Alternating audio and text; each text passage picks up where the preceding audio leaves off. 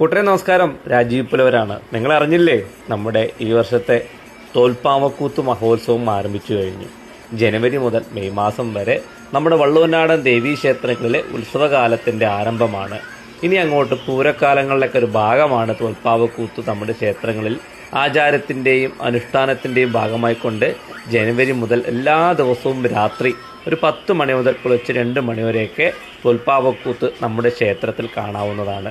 തോൽപ്പാവക്കൂത്തിൻ്റെ പൂർണ്ണമായ ഒരു ആചാര അനുഷ്ഠാന തനിമയോട് കൂടിയുള്ള അവതരണമാണ് നമ്മുടെ കൂത്തുമാടങ്ങളിൽ അവതരിപ്പിച്ചു വരുന്നത്. അതുകൊണ്ട് കൂട്ടരെ, നിങ്ങൾക്ക് അടുത്തുള്ള പ്രദേശങ്ങളിൽ കാണാവുന്നതാണ്. വള്ളുവനാടൻ ക്ഷേത്രങ്ങളിൽ നടക്കുന്ന ഒരു അനുഷ്ഠാന കലാരൂപമാണ് പാവകളി. അതിൻ്റെ വ്യത്യസ്തമായ ശൈലിയിലുള്ള അവതരണങ്ങളൊക്കെ കാണാൻ പ്രിയ കൂട്ടരെ, നിങ്ങൾക്ക് എല്ലാവർക്കും നമ്മുടെ ഉത്സവകാലങ്ങളിലേക്ക് എപ്പോഴും സ്വാഗതം. നിങ്ങൾ യാതൊരു മടിയും കൂടണ്ട. നമ്മുടെ ഉത്സവകാലത്ത് ഒത്തിരി പേര് നമ്മുടെ പാവക്കൂത്ത് കാണാൻ വരുന്നുണ്ട്, പഠിക്കാൻ വരുന്നുണ്ട്, റിസർച്ച് സ്കോളേഴ്സ് വരുന്നുണ്ട്, ആസ്വാദകർ വരുന്നുണ്ട്, ടൂറിസത്തിലുള്ള രംഗത്തുള്ള ആൾക്കാർ വരുന്നുണ്ട്. അങ്ങനെ പല മേഖലയിലൂടെയും നമുക്ക് പാവകളിയെ കാണാവുന്നതാണ്.